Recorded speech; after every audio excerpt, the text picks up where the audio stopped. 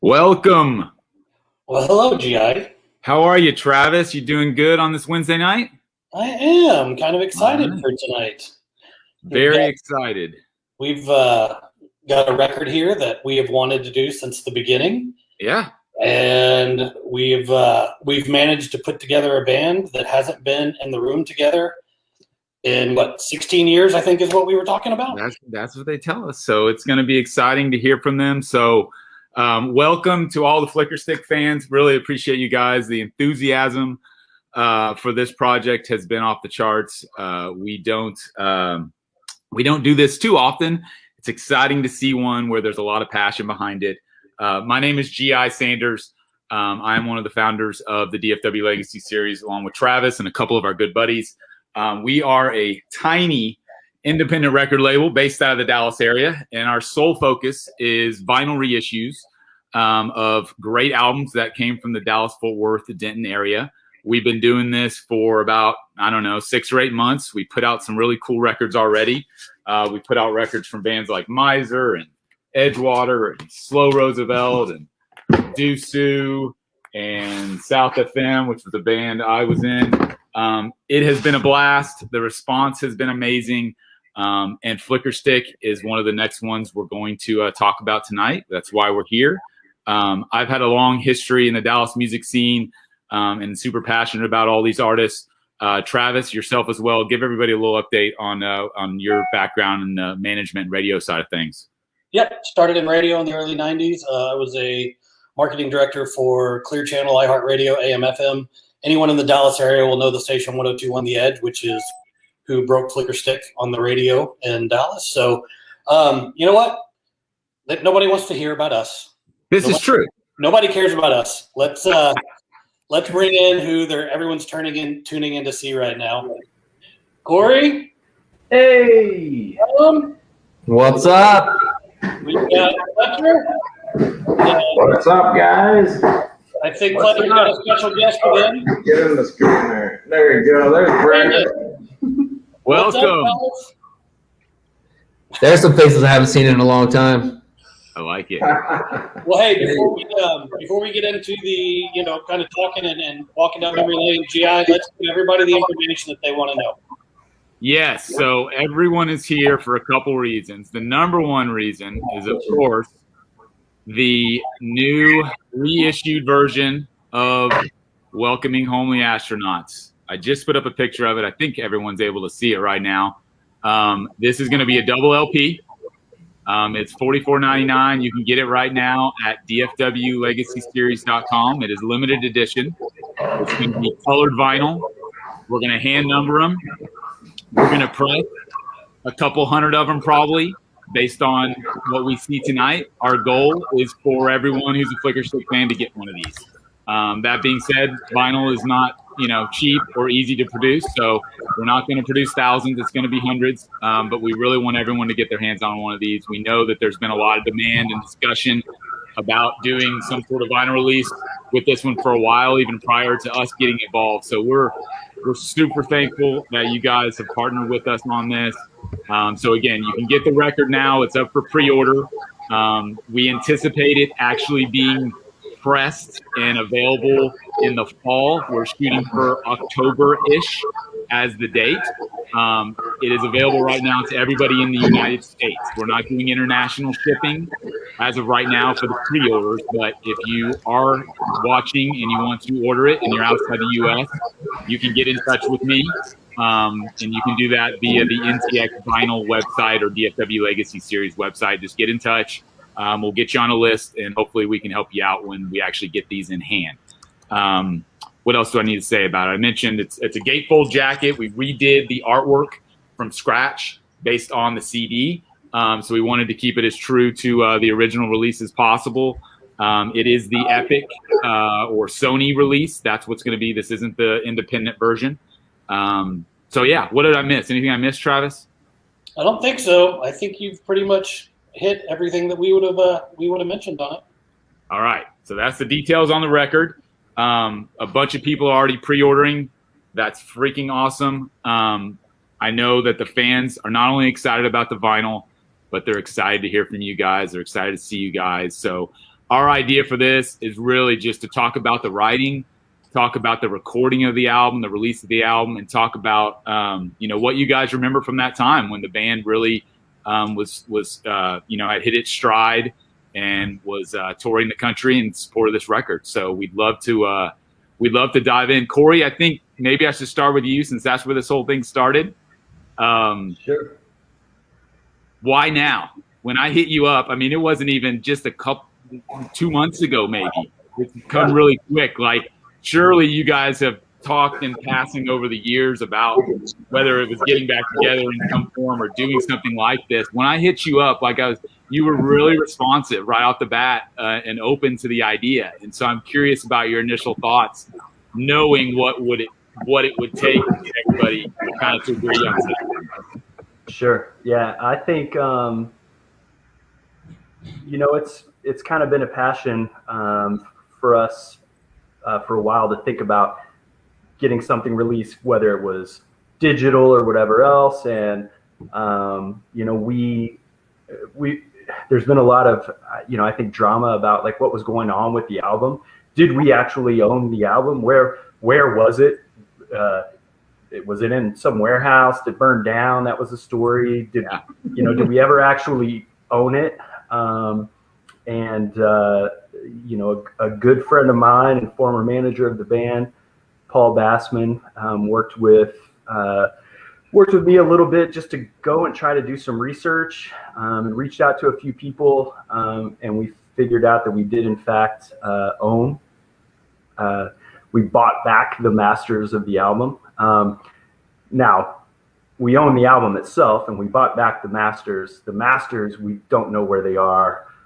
That's a whole nother project to try to figure out where those are. But I think once we realized that, and it kind of eliminated this hurdle that we thought, this kind of false hurdle that we, thought was there, that might have been preventing us from doing, certain things.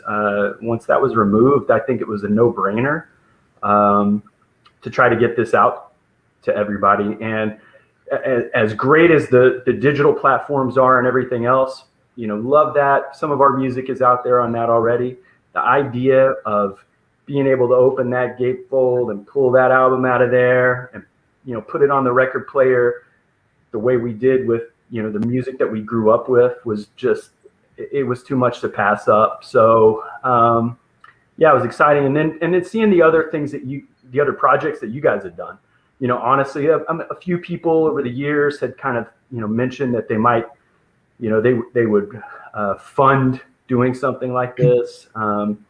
But the way that you guys connect to the local, music, what you're doing for local bands, seeing everybody here over the last couple of days posting their Dusu Aquavita finals that they just got, that's awesome. One of my favorite bands of all time. And so I think, it was just kind of a no-brainer for us to partner and get this thing out. I know that through the Flickerstick, reunion page, there's so many people that have gotten involved with that.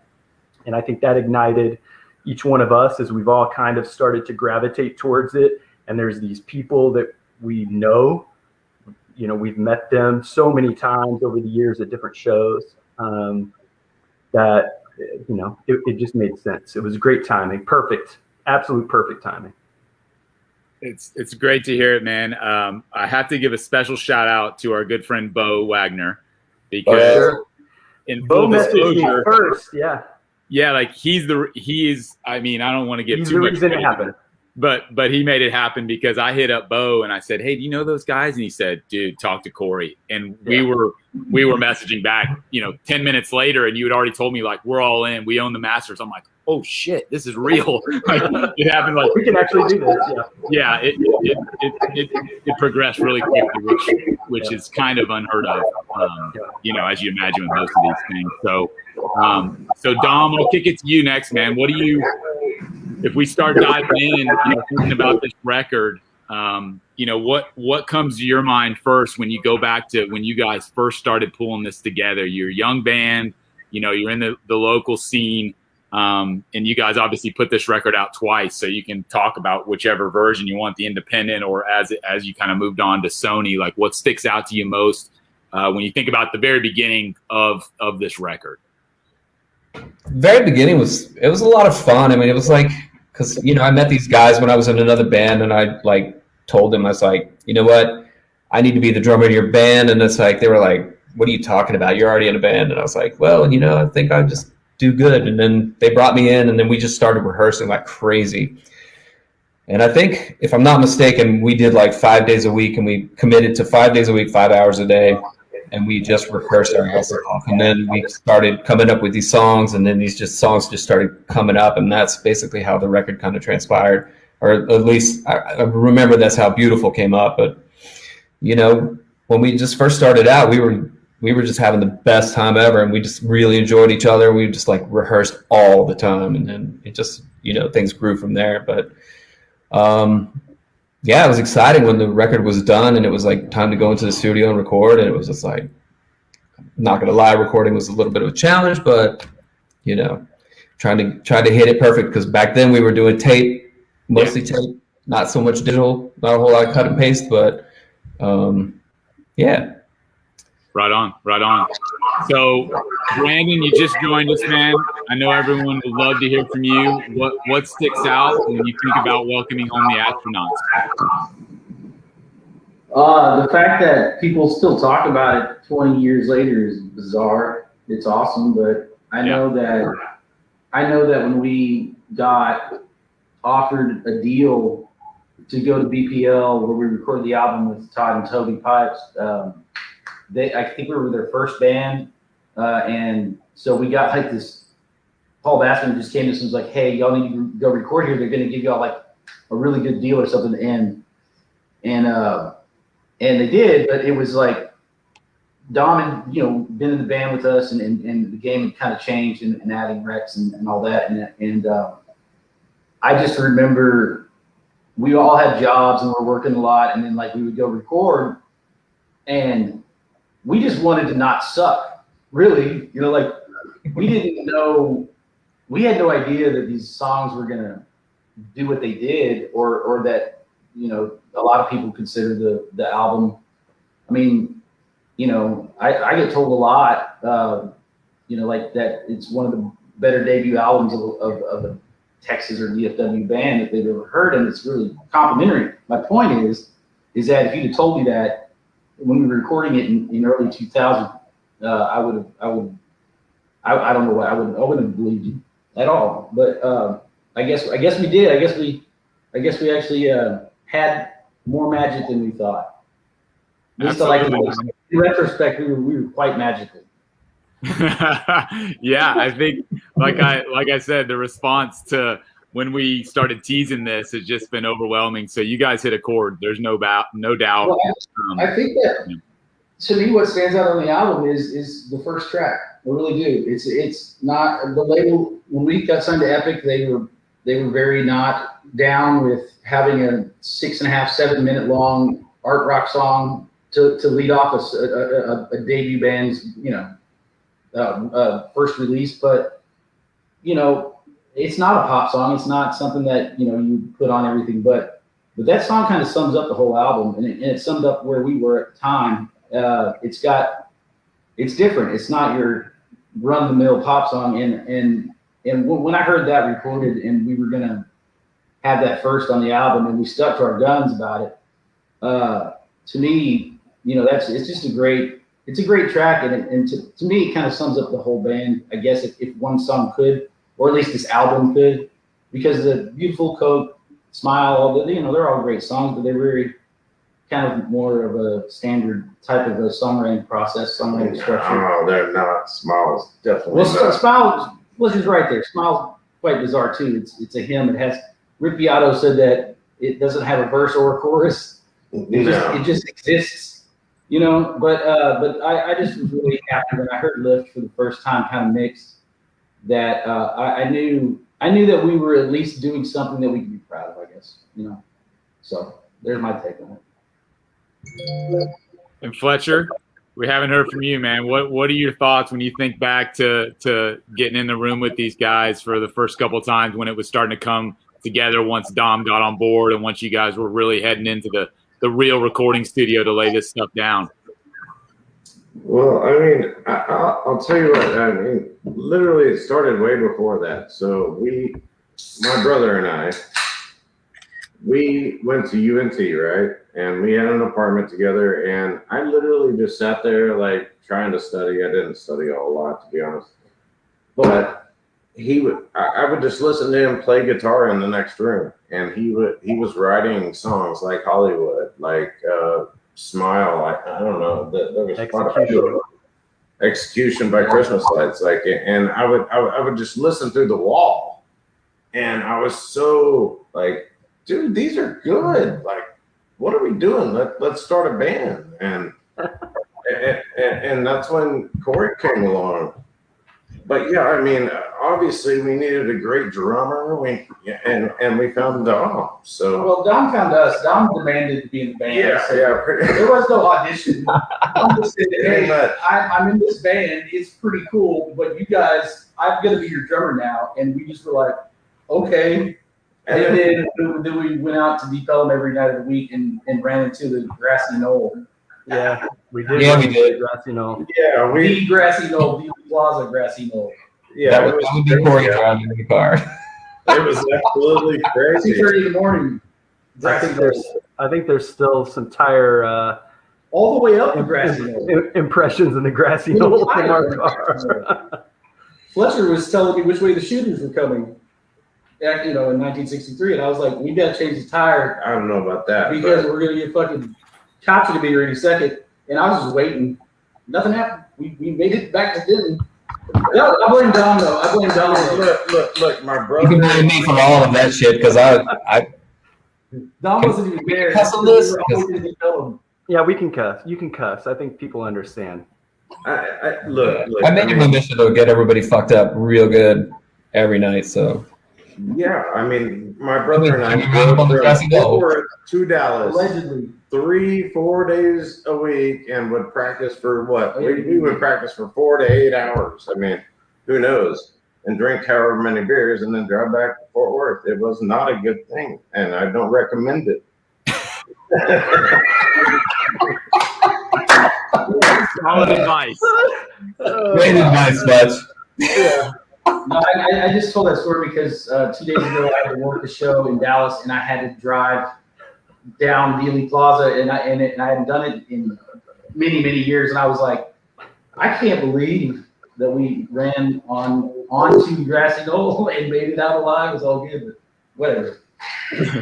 Memories. We've been in much worse situations, Brandon. Yeah, I mean, Oh, yeah. we don't need to tell those. There's a lot that we could go through. We're not going to do. Well, I guess Brandin and Fletcher, doing the research kind of on some of the things of the band, I had read in an article that VH1 approached you guys about being in a TV show with siblings. And that's kind of Bands on the Run. Is that kind of how Bands on the Run came about in a roundabout way? I heard that, but really, it was Paul Bassman. Just was like he kept bugging us, like y'all need to make this audition tape, and we were like, nobody's gonna put us on TV. This is ridiculous. It's stupid. The questions are stupid, and then they finally made us. Paul was like, do it, just do it, and then we started getting calls back. But I did remember hearing that they had interest in us because originally or something about siblings. I don't know. All right. Well, so once you guys Am I the only one that remembers this? I'm sorry. No, it was something. If it's on the internet, it's got to be true, right? I mean, that's where I'm 6'8". So let's fast forward a little bit. Thanks to YouTube, I was able to go back. I do remember watching Bands on the Run when it debuted. Emmy nominated Bands on the Run. Please. Emmy nominated Bands on the Run. I worked at the Edge at the radio station. I was managing a couple of bands, so there was interest on many levels seeing you guys on that TV show. The question that I have on that show is, it's you guys, it's Harlow, Soul Cracker, and then, I guess after the first or second episode, they throw this other band in. Did they change the rules of that show to make sure you guys stayed in it? Because Yes, they did. Come on. I mean, to be It was- in it or to like stay, to not get kicked off the very first 3 episodes. There was no written rules. So yeah, absolutely. They wrote the show as it went along. There was no real way for them to understand how things were going to play out, and all the best laid plans ideologically.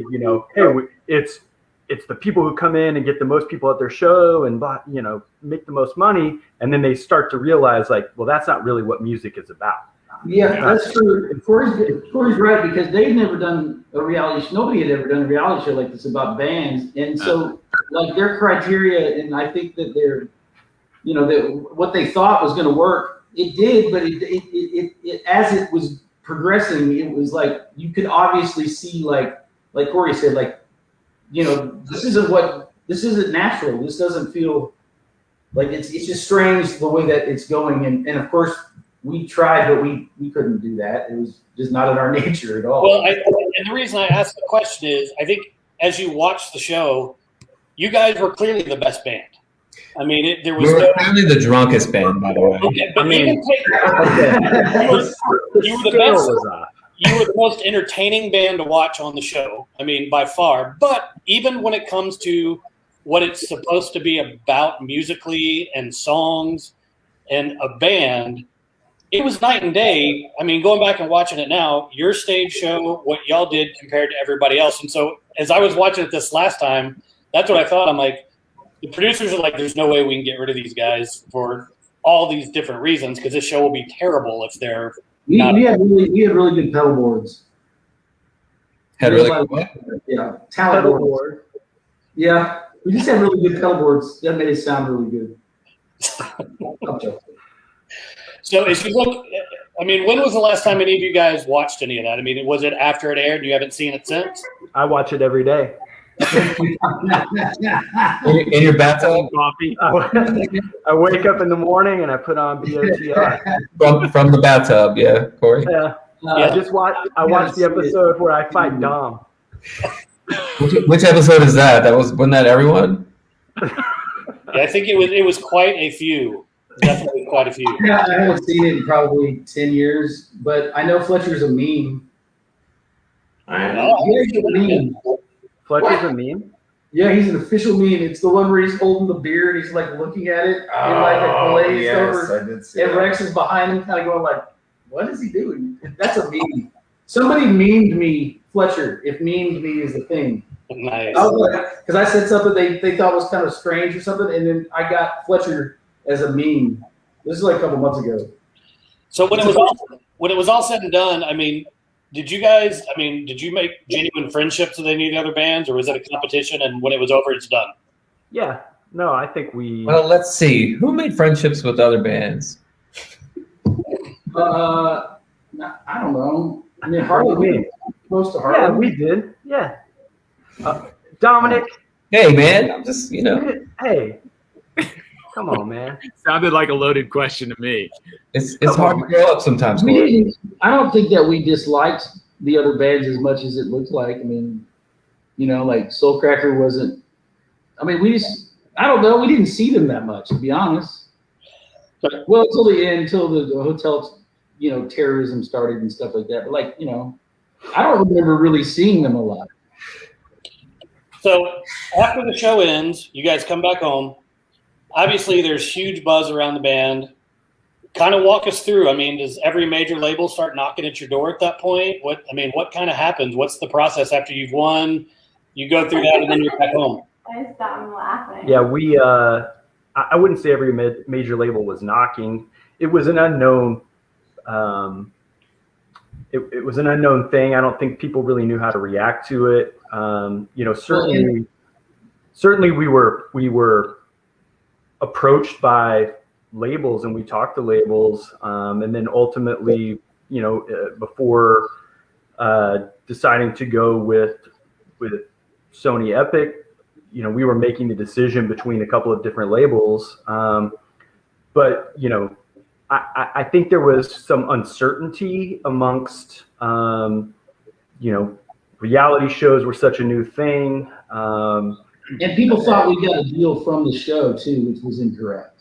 Right. Remember that? I actually thought that until I went back and watched it, and then at the end where it was just you got the showcase for labels, right, and then you got the gear I guess from Guitar Center. The showcase for the labels was like, I mean, that was not a real. Did we do that? I guess we we did do it. Yeah. I actually have some. The whiskey. Yeah, it was that whiskey in LA, and but it was just people going because they felt obligated to go. I think what started to happen was, so that was immediately following the show. Right. So I think what started to happen, what they started to notice was, and what we started to notice was, because we had no way of knowing, is that we went and started playing shows, and they were selling out in advance, and then we would have to add a second show, and then all of a sudden we're moving into bigger venues, and we're playing TLA in Philadelphia, and we're playing these like Metro in Chicago. We're playing these like great venues that are literally selling out in advance, and so labels kind of had to say, okay, well, there's clearly something beyond just them being on the show. And actually, I think, Travis, that's a really fair thing. And I think from a local band perspective, kind of a common misnomer about our band was we went on a TV show, we won a record label, they released, an album because that was part of like winning the show. I don't think that did us a lot of, it was a disservice to us, sometimes amongst other local musicians, because they felt like, oh, they just won this because they went on some stupid TV show.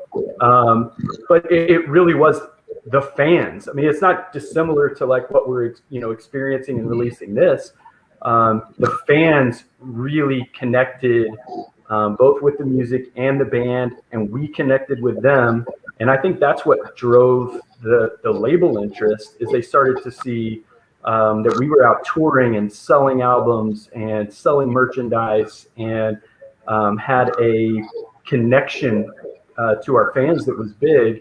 And that, obviously for them, ultimately as empirical, money overlords, they went, well, maybe we can make some money off of this. And so that's how we ended up, with Sony Epic. In hindsight, probably wasn't the right label for us to go with. There was a lot of great people with the label that really tried to help us, but in retrospect, it probably wasn't the right label for us. But yeah, I mean, it was, it honestly, like, I can't say this in any other way. It was the fans. It was literally the people that were coming to our shows, and the local label guys would come out and say, I mean, these guys are playing places that like major label bands with radio play can't get into. And then there were a few people at radio stations like the Edge, other radio stations across the country that started to spin our music. And once that started, it kind of took off from there. And that was actually before we even recorded the Epic version. There were people saying, Coke was doing really well on radio prior to us ever releasing the Sony Epic version. Well, that's what I was going to say. I mean, listening back to it now, there was probably at least 4 singles that could have done really, really well on that record had it been given a fair shot. Yeah. And that kind of led to, that kind of leads to in the one part of, and tell me how correct this part of the story is, that Epic was kind of assembling the promo plan, really getting ready to do the massive push. You guys go to New York, set to play a show on 9/11, and obviously the world knows what happens, and everything just stops. I mean, that's got to have a massive, massive effect on the band. It's got to have a massive effect on the label. I'll say just 2 seconds on it. It was a sold-out show at Irving Plaza. Paulie Anthony, the president of Sony Epic at the time, was going to be there. Every important radio, person from across the country was going to be there. All the label execs were going to be there. It was the coming out show for an album that was going to be released about 6 to 8 weeks after that. So that kind of sets the stage for what the show was. And then, Brandin, if you want to kind of, talk about like kind of what it meant from there. Well, there was, it's hard to explain it. The odds of us being in New York on that night, on the day, we were there for the night before. We had a night off, and then we were there that morning, and we were supposed to play that night. But I think what Cory's trying to get at is that it's almost impossible to put into words, especially in the industry back then. Like there was so much on the line. Like I can't even think of another band that was releasing a debut album with this much momentum. Right. After a TV show with 7 million people a week watching or whatever, and then finally getting a major label deal, them going ahead, we signed with them. But yeah, Cory's right. The big wigs hadn't seen us. They had just kind of went like, "What's this band about?" And the R&R and people that had heard the album were like, "This band's got 5 singles. Like this band could be massive." And we were being told a lot of positive things were about to happen. We're about to shoot another video for Coke. There was a lot that was on the line, and basically Paulie Anthony being there, and along with literally anybody that can make or break at that time, a debut album of a rock band that had just unimaginable amount of momentum behind it, just come to a complete stop. And the fact that we continued on for as long as we did to me is amazing. But it was literally if God knows what would have happened if it didn't happen that way. But I tell you this, it would have done a lot. I thought it would get easier to discuss this after 20 years, but it hasn't. No, it doesn't. It was a once in a lifetime thing. It was a life changer. I know it was a life changer for everybody, of course. Yes. Yeah, it was obviously a terrible situation. It's a crazy amount of situational tragedy that it changed our lives. I know it changed all 5 of our lives. I mean, not just because of the terror attack, but it actually made an impact on us of where we went after that point and years later and what we're all doing now. I know you're going to ask a question, but I just wanted to say one thing real quick, because I think this is an important thing a lot of people don't understand that ties together that event. Was our manager at the time, Paul Bassman, also managed Drowning Pool. Right. And at that exact time, the song that was taking over the world was Let the Bodies Hit the Floor. And Oh, no. Sorry. Anyway, they got pulled from radio almost immediately, just kind of out of kind of the respect for the event or whatever, and it changed the trajectory of their careers as well, like almost simultaneously. So we had Paul, our manager, managing both of these bands, and so. And everyone would know this. If you have one band that's really starting to take off, it actually helps you as a manager to move along your other bands and get opportunities for your other bands and connections for your other bands. And so those two things literally happened at the exact same time. And so that is a kind of a tertiary part of what happened to us. Was something very bad happened to another amazing local Dallas band at the exact same time, and it kind of moved us both over a little bit. So anyway, I just wanted to kind of speak to that before we moved on from the topic.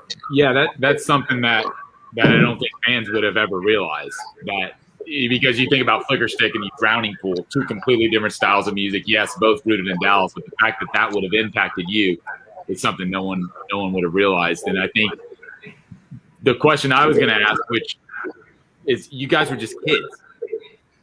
At that moment, obviously that was a massive moment globally, but did you have any understanding or kind of foresight what it was going to do to your career at that moment? I mean, were you even thinking on that level? It's a hard I went into kind of panic mode because I was just like, this is unbelievable what's happening in front of our eyes. You know, you're watching terrorist attack on the United States, and New York has gone into like total panic mode. And it's like, you know, here we are. We had a sold out show, and we were supposed to do our thing, and that it was totally derailed. It derailed the world, but it derailed us, derailed our band, for sure. Yeah, we played some really good shows after the fact, but we had we continued on, but we just lost our label because they were New York based, and they weren't, they were trying to restructure their lives, personally, and then get on with the record label. But after that, we just never recovered. Well, let's kind of changing gears a little bit and talking about shows. As you think back on your career, on this incarnation of the band, what show really sticks out in your mind? Like, is there a favorite show, a favorite venue, one that you guys just, when you walk off the stage, you were like, that was effing amazing? I think we all probably have the same venue. What do you think? Hard Rock or Orlando?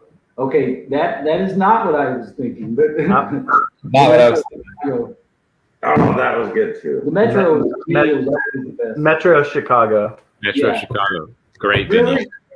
I think definitely Hard Rock Orlando. That was a huge show, Fletch. That was a huge show, but it was huge.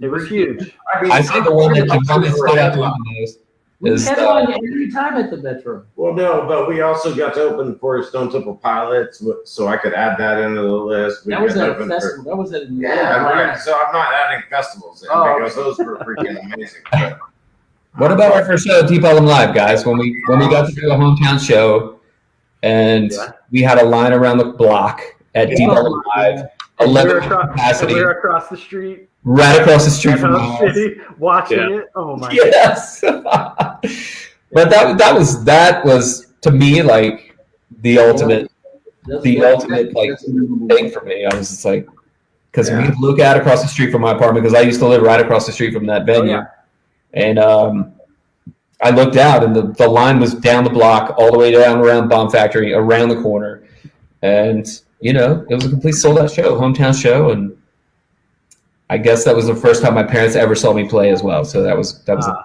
huge point on them. And then they thought me being in a band for as long as I was doing it. They were just like, they didn't get it until they saw that show. So first time you heard your song outside of Dallas on the radio? Oh, I was about to say, I heard it in the strip club. I was like, I just remember coming by and seeing the video played after Janet Jackson all the time for some reason. It would be Janet Jackson's single, and then the next video would be us, and I would be like at my mom's house or somebody's house, and I'd just be like, "Is this happening? This is bizarre." It was like MTV's way of saying, "This is what hit music sounds like. This is Flickerstick." Yeah, right. Why you got to put us down so low, Cory? Cory, I'm telling you, man. Jackson. And working in radio, I mean, "Beautiful" is it still stands up today. I mean, that song you could still hear on the radio, and it wouldn't sound out of place on certain radio stations. "Coke" is a hit. The other question I was going to ask you guys is, in today's kind of PC world, do you think Chloroform would be able to be on a record now? I don't know what song you're Well, it's on a record. Well, you know what I mean? Like, if you were putting out a record today, could you put Chloroform on that record and not get shit for it?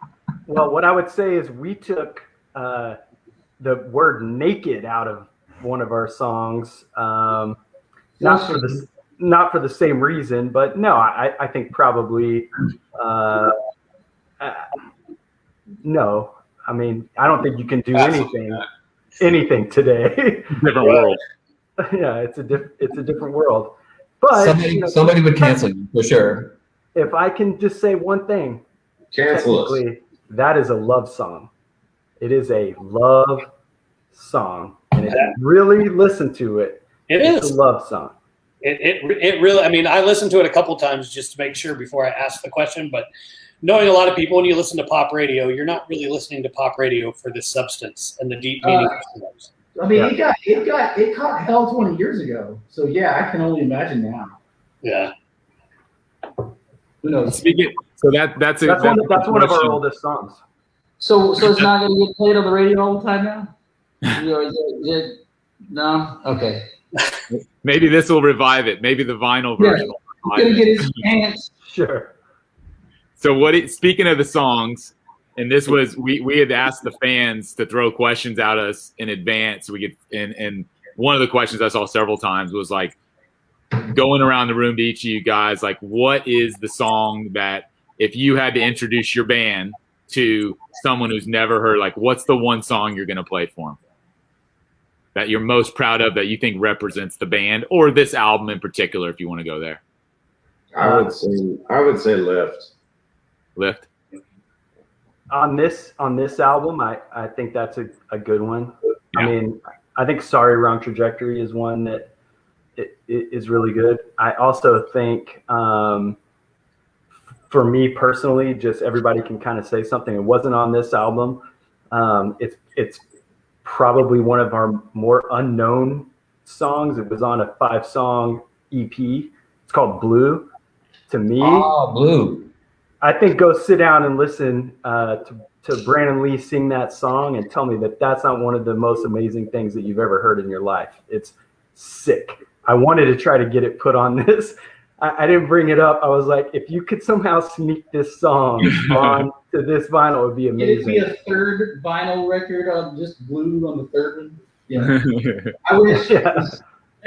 Triple album. No, I agree. Cory knows I love Blue as well. When Cory and I wrote Blue, it was one of those songs that we both. It wasn't going to be a single, but we didn't care. We were just like, this is awesome. Let's keep working on this. And then it ended up being, one of my favorites, if not my favorite as well. Yep, for sure.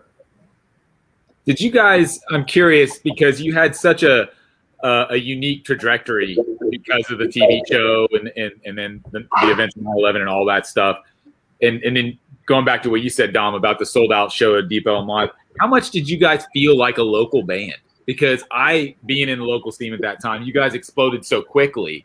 Like, did you? It kind of feels like to me that you had several local scenes because you were just as big in Chicago and Orlando and all. You could name Atlanta, a lot of other different cities as Dallas. Did it still feel like you were a local band?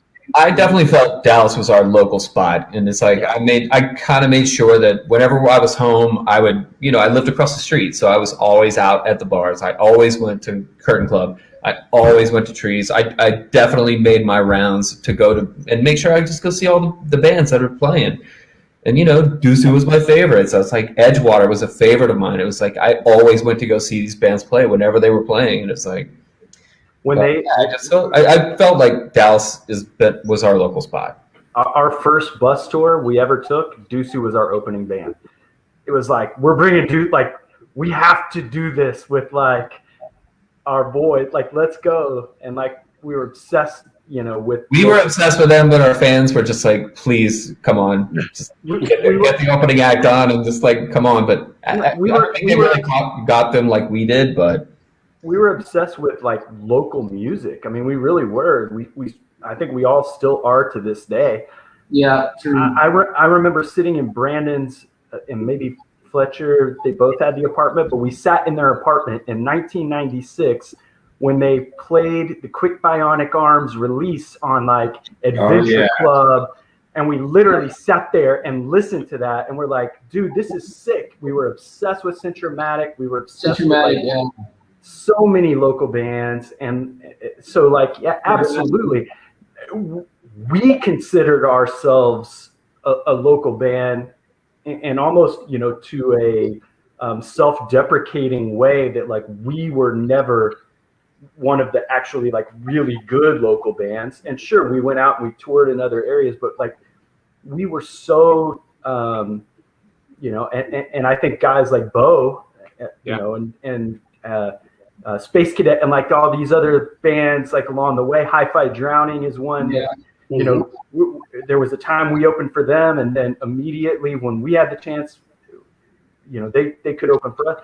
Like we were almost like obsessed with the idea of helping to a little known band that I talk about all the time, Slowpoke. Like I don't know how many people know Slowpoke, but like obsessed levels that we were with these bands. Cory, you were so in tune with like the local music scene, and it's like even in different like towns, it's like Cory would like show up at this disc on the bus, and it was like I remember Pop Unknown, he turned me on to this band, and I was like, holy shit, who the fuck is this band? And I was like, I became completely obsessed with this band. Yeah. They were like my favorite band for years past. Austin. They're from Austin, Texas. There was an odd coupling for a while that I think both bands equally found awkward. Was we kept getting booked with Slow Roosevelt all the time for like a year before the TV show, and they were what? Slow Roosevelt? The band as we were on the like they were like, you know, we liked each other. We love their music, right? We became friends, but like there'd be a show after show, and we're like, who are you playing with next week? And we're like, Slow Roosevelt. Slow Roosevelt would be like, I don't get it either, but you know, like you're there. We had a blast. It was just, I just remember it was I don't know who kept pairing us together, but you know, it happened a lot. Well, and I think blame Doug at the Curtain Club. Yeah, we could probably point a few fingers, whoever was piecing those bills together. But yeah, I think the passion you guys have for that, I think it shows through, and I think that trickles down to the fan base too. And the DFW Legacy series, when we launched this thing, and I think the majority of you guys are in that Facebook group we have, the amount of nostalgia and you know, memories and memorabilia that everyone brings to the table and has shown not only Flickerstick, but all those other bands you guys have named from that era. That's why we're doing this. Yeah. I mean, there's just so many great bands and the Deep Ellum scene, also Fort Worth, also Denton. There was just so much passion for that era, and it's based on the fact that there was so much great fucking music. Do you know what like the main background band was for Bands on the Run? Chomsky.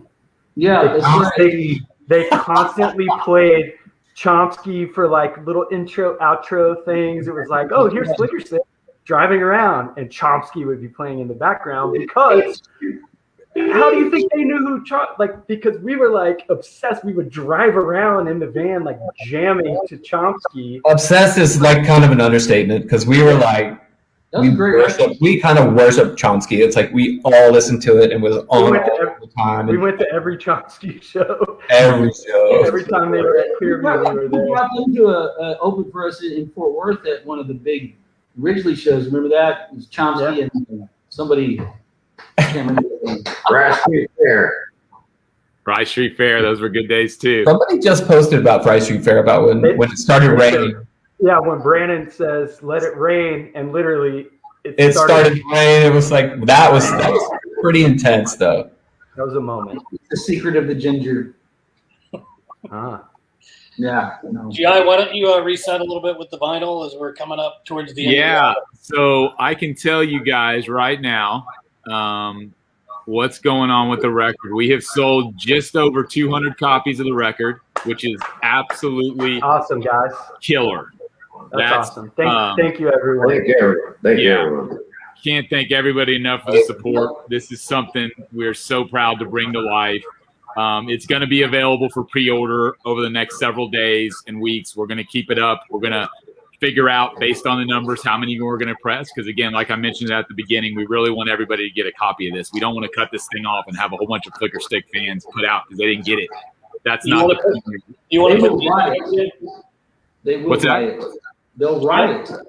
G.I, put the image up again, and I'll put it up. Yeah, absolutely.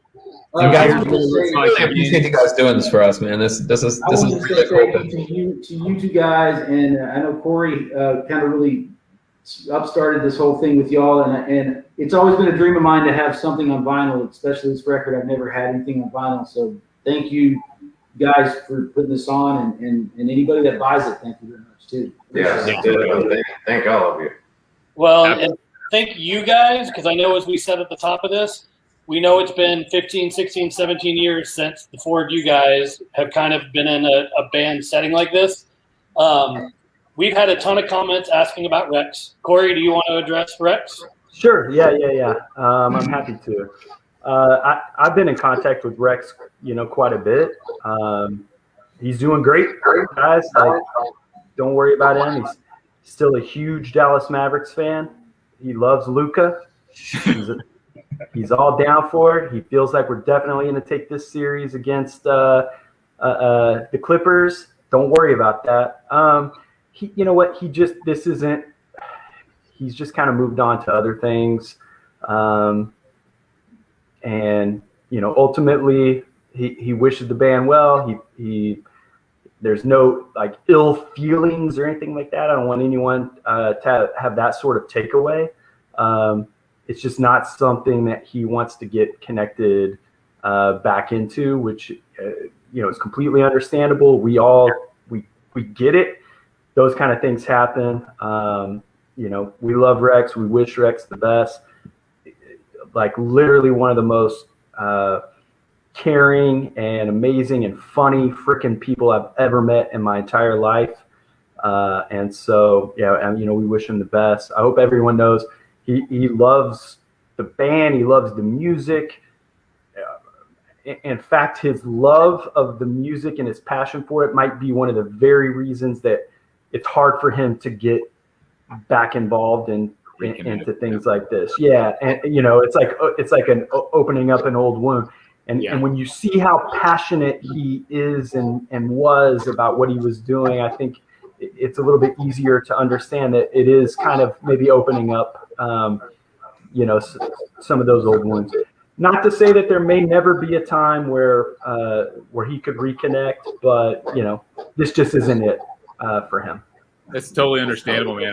I know from being involved in this on all sides, once that door opens, it's really easy to re-engage with that world. So I get it, I totally get it. And we're all busy and we've all moved on and we've got different lives and families and everything. So that just speaks to the fact, again, how appreciative we are. And I know the fans are that you guys took the time to, schedule this. And it's not an easy thing to get everybody in the same place these days, even online. And to agree to do something like this. And so, I know it'll be worth it in the end. I'm excited to actually hold the record in my hands and drop the needle on it. And I know you guys are as well. And I know the fans are. And so I can't wait to go on doing this, So, Fletcher and Brandin, I know, are you guys still doing music? Because I saw something a while back where y'all were playing. What's going on in y'all's world these days? We're working on a gangster rap album that's gonna hit soon. Finally. Yeah. No, I've been waiting on this. Yeah. No, I mean, we did that just because we wanted to, or because Fletcher felt forced by the family. I don't know, but I don't know. We're threatening to do it again, but no, I mean, I'm always, I don't know. I play every now and then. I'm gonna finish up the second Jet of the Ghost Shoe record hopefully soon, and beyond that, who knows? But yeah, no, it was a lot of fun. We got together and just did a kind of a duet, if you will, for old time's sake, and it was a lot of fun. And well, I mean, COVID COVID, because of COVID and the streaming thing that popped up is kind of like it actually was a positive thing. It kind of got me to sort of play again, and people actually could see that didn't live in Fort Worth. So me as well. That was something new to me because what's streaming? But yeah, so I don't know. I'd like to do it again soon. I hope Fletcher wants to do it. Yeah. Hey, I'm down. You know I'm down. So we're gonna try to work something out. We'll see. He plays the see. bass, not the treble. I do. We'll see what happens. I by the way, I've loved all these comments. The comments that everybody's putting in, it's amazing. So many fans. Is Norm there? Yeah, Norm is. I've seen Norm. I've seen Krista. I've seen Krista. The comments are great. Brian and Michelle. Like, where's Cheryl? And yeah. Yeah. Oh, Fletcher's asking for fans. Hey, where are these specific fans? Well, in regards to comments, in regards to that open door, as you guys could expect, this is going to rile up the fan base. Everyone's been super excited. So, you know, if you can, over the next couple of days, go into the Flickerstick group, which we're forever grateful for, you know, helping us get this thing off the ground, because I know the fans would love to hear from you guys, and you guys are active in there already. So, you know, again, we're super appreciative of everybody who's paying attention right now. If you haven't already ordered it, DFWLegacySeries.com. Like I said, it's going to be there, and this whole interview and everything will be available on demand. So the fans who aren't able to watch us live at the moment, it's going to be on the Facebook group page as well as DFW Legacy Series and NTX Vinyl pages. So hopefully this is a moment in time that, you know, at least the fans can look back on and say that you guys got back together and did one more thing, regardless of what happens in the future. This has been a great moment for us, and hopefully you guys have enjoyed kind of reminiscing and taking a trip back in time. It's been fun. G.I, Travis, and Cory, thanks for putting this thing together, man. This has been like pretty huge. I literally haven't talked to some of these guys in 15 years, so this is definitely down memory lane for sure. Awesome. Well, we definitely, I know I said it before, and I'll say it one more time before we go. Thank you to the four of you guys for allowing G.I and I to have a piece of this history and put it out, because this is definitely a record that we have wanted to do for a long time, and I'm just so very grateful that Cory and G.I got connected and we were able to get this done. Oh, it looks like Brandon's got something planned. Nice. No. Okay. So one more time, there's the record, and DFWLegacySeries.com. And thank you, everybody. We appreciate you being a part of this one. Guys, thank you very much. Thank you. Thank you all so much.